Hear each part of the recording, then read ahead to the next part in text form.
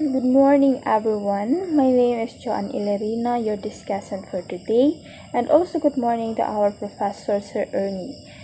So once again, good morning. My topic that was assigned to me is all about organizing data, frequency table, charts, and graphs.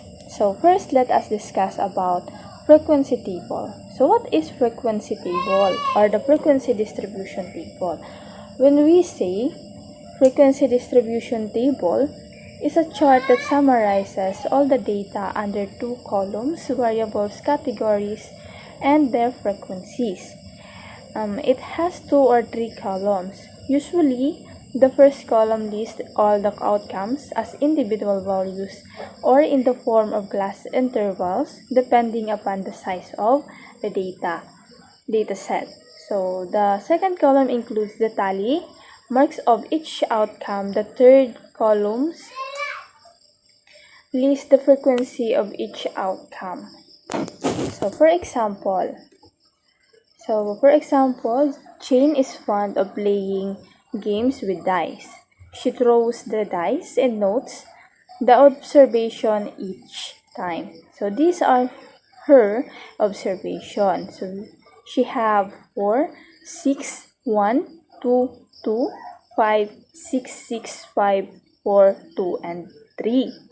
So the outcomes, write natin yung outcomes. So we have 1, 2, 3, 4, 5, and 6. So ilan ba yung lumabas na number 1? So yung lumabas na number 1, isa lang naman po. So we have here the tally 1 only. So the 2, we have 3. 4, we have the tally of 1. The 3, we have the tally of 1. And 4, we have 2 tally. Next is 5, we have also 2. And 6, we have 3. So, ano ba yung frequency niya? So, bibilangin lang natin kung ilan yung tally.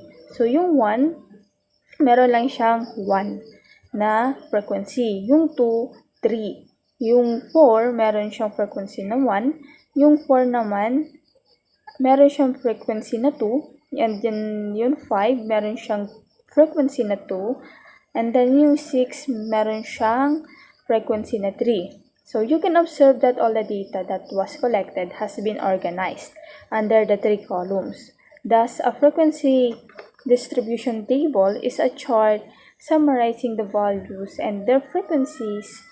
In other words, it is a tool to organize data. This makes it easy for us to understand the given set of information.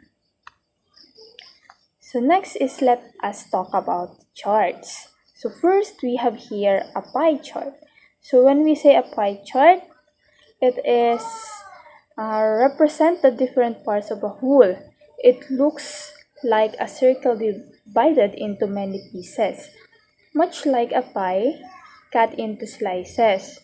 The pieces are different sizes based on how much of the whole they represent.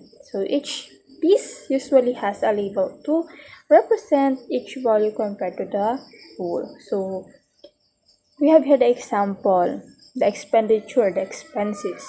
So ibig sabihin, yung 6,400 daw, meron tayong sa food.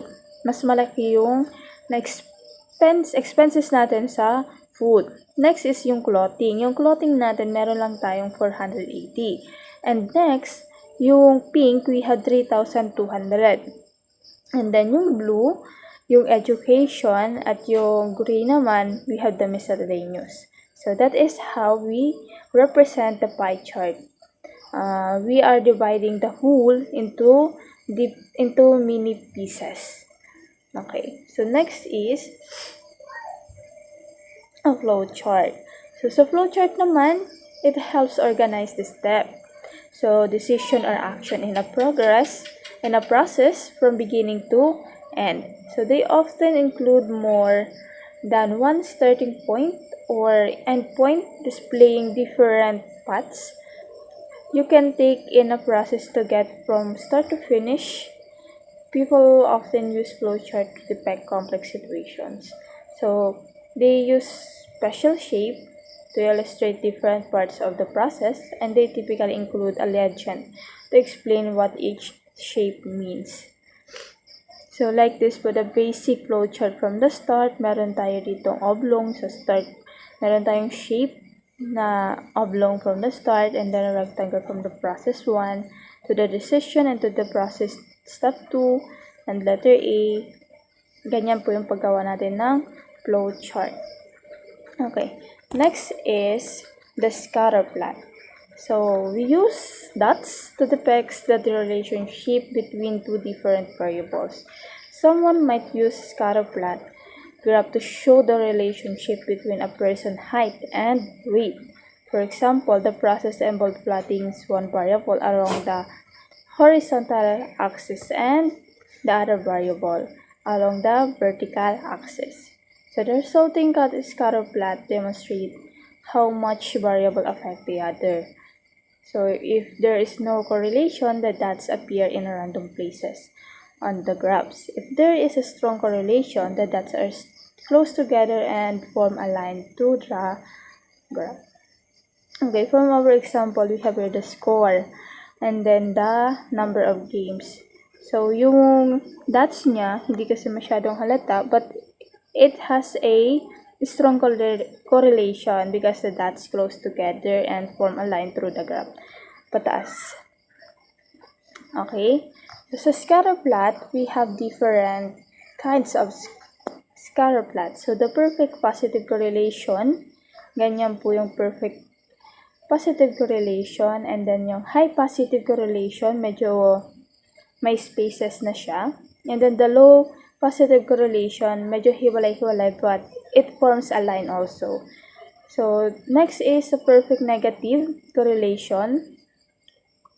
From x-axis to y naman po yung diretso ng perfect negative correlation. And then yung high negative correlation, opposite lang siya ng high positive correlation. May mga space lang siya, hiwalay-hiwalay. But it has a close dots together na nagpo-form din ng line. So, the low negative correlation, opposite din siya ng positive correlation from x-axis to y-axis. But it also form a strong correlation because the dots are close together and it form a line. Kapag sinabi naman natin na no correlation, ibig sabihin, watak-watak yung mga dots niya. Okay? Okay. So, let us talk about the graphs. So, first is, we have here a line graph. So, when we say line graph, it is illustrate how related data changes over a specific period of time. So, one axis might display a value, while the other axis show the timeline. So, line graphs are useful for illustrating trends, such as temperature changes during certain dates. So, we have here example. So, we have here the number of donation and the days. Okay, dito sa x-axis, ay sa y-axis, meron tayo ditong number of donations sa vertical lines.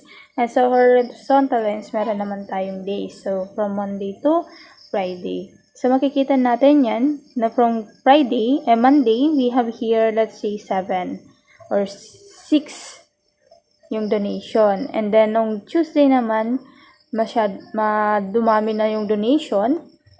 Sabihin natin it's 21. And then, nung Wednesday, medyo bumaba lang siya. We have 15. Number of donation, we have 15. And then, nung Thursday, bumaba ulit. So, we have, let's say, that is 9. Tapos, nung Friday, tumaas-taas. So, ganyan po yung paggawa ng line graph. Okay, so next we have here the bar graph. So when we say bar graph, offer a simple way to compare numeric values of any kind, including inventories, group sizes, and financial prediction. Bar graphs can be either horizontal or vertical. One axis represents the categories, while the other represents the value of each categories. The height or length of each bar relates directly to its values. So, let's say this is the favorite color ng mga estudyante. So, we have here sa y-axis, we have the number of students, and then sa x, meron naman tayong name of color. We have red, green, blue, yellow, and orange. So, sa'yo, red, maraming pumili ng, sa red, meron tayong pumili ng mga estudyante na 40, let's say that is 43, lampas 40, diba? Yung green, konti lang yung pumili. And then yung blue, mas madami yung pumili ng blue. And then yung yellow, mas madami-dami siya compared kay red. And then yung orange naman, medyo kaunti lang siya kay red. Okay? So that is how we represent the bar graph. So sa bar graph, we have here two different bar graph, the horizontal and the vertical. Okay? Next is the histogram. When we say histogram is another type of bar graph that illustrates the distribution of numeric data across categories. So it is often used histogram to illustrate a statistic. Okay? So for example, we have here the number of lamps and the lifetime in hours. So sabi dito, sa 340 lifetime in hours daw, we have 15. Sabihin natin 15 number of lamps. 15 lamps. So, 400 to 15 naman, we have here 55 lamps. Sa 50 to 600 naman, medyo tumaas-taas siya. We have here let's say, dahil tumaas-taas siya sa 55, let's say 57 lamps. And then yung 600 to 700, mas mataas siya. So, we have here 85 lamps. And then yung 700 to 800, medyo bumaba siya. Let's say 80 lamps. And then yung 800 to 900 lifetime in hours, we have here 60 lamps. And yung 900 to 1,000, we have here 50 lamps. That is how we illustrate the histogram. Dikit-dikit yung mga line, yung parang bar graph niya. Dikit-dikit. Okay, next is the pictograph. So, usually, the pictograph use pictures or symbols to display data instead of bars. Each picture represents a certain number of items. Pictograph can also be useful when you want to display data in a highly visual representation such as infographics. So, for example, we have here the fruit, the apple, the avocado, grapes, and the banana. So, ang one smile daw ay isang boto. So, let's say, yung mga smile ng mga estudyante. So, yung bumoto sa apple ay mas madami compared sa avocado na meron lang siyang 1, 2, 3, 4, 5, 6, 7. Sa grapes, 2 lang. And then sa banana ay, ibig sabihin, 6. 6 lang yung may gusto ng banana. Okay? That is how we use the pictograph. Next is our area graph. So, sa area graph naman, it shows a change in one or more quantities over a certain period of time.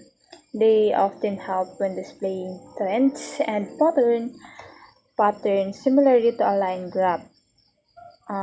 Area graphs use dots connected by a line. However, the area involves coloring between the line and the horizontal axis.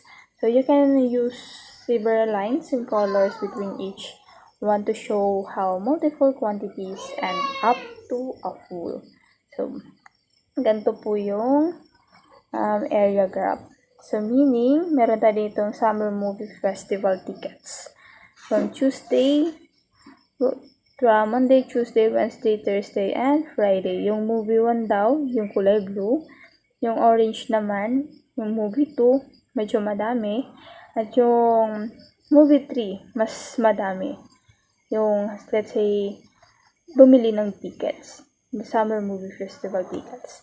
Okay, that is how we illustrate the area graph.